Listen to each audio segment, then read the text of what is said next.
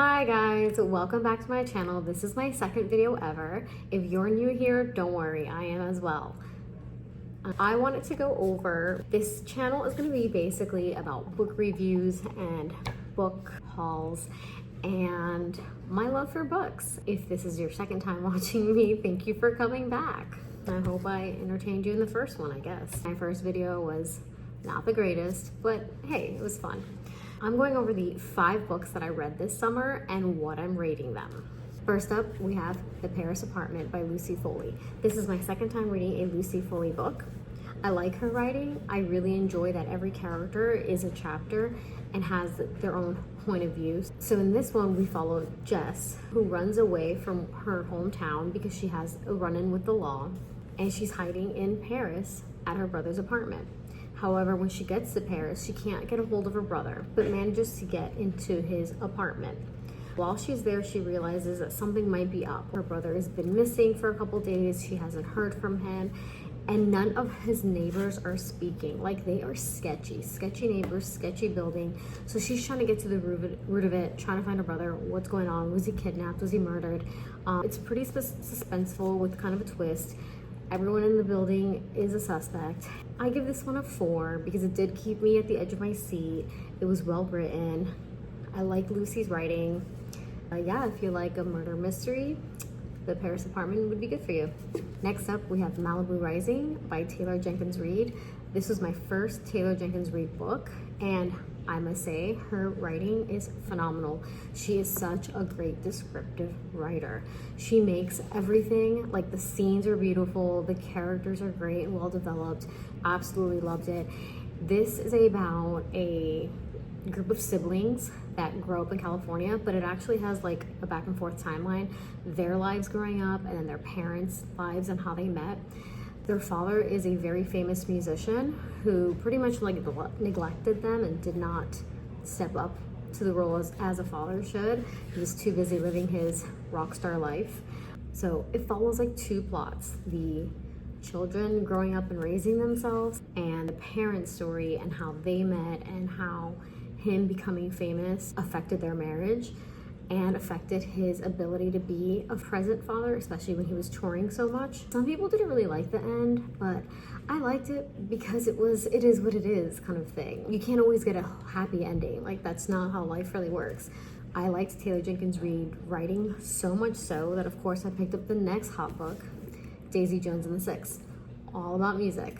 Rumor has it that this is basically a book about Fleetwood Mac, how they were formed and how they broke up, the life of touring musicians, the ups and downs, the drugs, everything. What I really love about this book is not just Taylor's writing, but the way it's structured. It's structured as if it were an interview or a screenplay, where you've got the characters' names and what they're saying right beside it. So it's super easy to read. If you haven't read a Jenkins Reid book yet, you're missing out on some beautiful writing. The 4th book that I read this summer is called The Soulmate by Hepworth. I have to be really honest that this is the first book I almost did not finish. I always finish the books I read, whether I like them or not. The first 10% suspenseful, the next 40% boring, and then the last 50%, okay. You had your twists and your turns and you're finally figuring out what's going on. The ending, the last 2%, so disappointing or weird. Anyway, trigger warnings. Lots of talks about suicide, characters that actually commit suicide, and one murder. This story follows a married couple who bought a home on the edge of a cliff because it was beautiful. However, the cliff that they live on is very popular in that town because it's the one spot that people go out and end their lives. So in the story, the husband has done a really great job at going out. When he sees someone standing by the cliff, he'll run out there and try to talk to them and talk them back from their decision and, save their life. This one particular chilly evening, this woman goes at the edge of the cliff and he runs out there and he's like, hey, let's talk about it. And turns out he knew this woman. And guess what? She falls over. So now the woman is dead. And the wife, she saw him go out to try and save this woman, but she can't quite figure out if the woman jumped or if her husband pushed her. and why. So the whole book goes about trying to figure out why this woman jumped, what she had to hide, what the husband's hiding. So you think, okay, I think I know where the story is going. No, not really. There are some twists making it suspenseful, but they don't get there till the very end of the book, basically. The one thing I found really, really odd about this was that the book is told in the perspective of two characters. So you get 2 point of views. You get the wife who thinks she saw her husband push the woman, she's not sure. And then you have the point of view of the dead woman. So it is kind of weird. You have point of view of a living person and then the point of view of a ghost. So if you can kind of get over that, then you can kind of get through the book. I just realized something. I don't think I gave a rating for the last 2 books. 5, because I absolutely loved it. 4.5, loved it. But something about the main character just pissed me off a couple times. 3, that's the best I can do. And then the 5th book that I read this summer was Yellowface by R.F. Kuang. This was my very first time reading an R.F. Kuang book. Her writing is great. The story plot is great, but I was very disappointed with the ending. The story follows a white woman who has an Asian best friend, and they are both writers. The Asian friend has a very successful writing career. She is a great writer, she's poised, she's talented, she's beautiful, she's got it all. The friend, however, has not been so much of a successful writer herself. So there is some sort of like jealousy there. And so the plot of the book is the Asian friend invites the white friend over for dinner, and they're just having a girls' night in.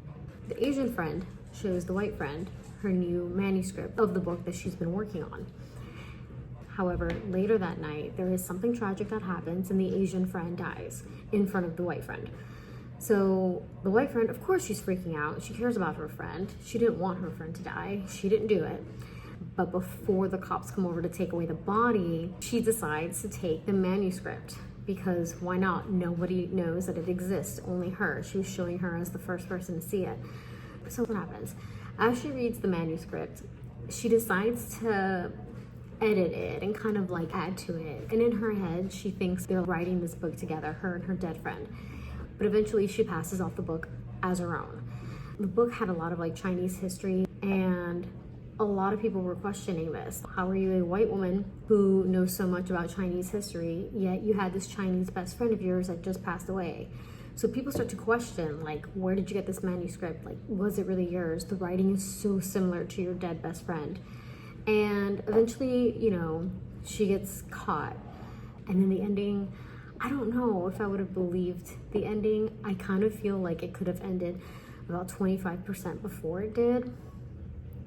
I had better hopes for this. I give Yellowface a 3.5. So there you have it, the 5 books that I read this summer and what I thought about them. Thank you so much for taking the time to watch my second YouTube video ever. And I hope you subscribe for more bookish booktube.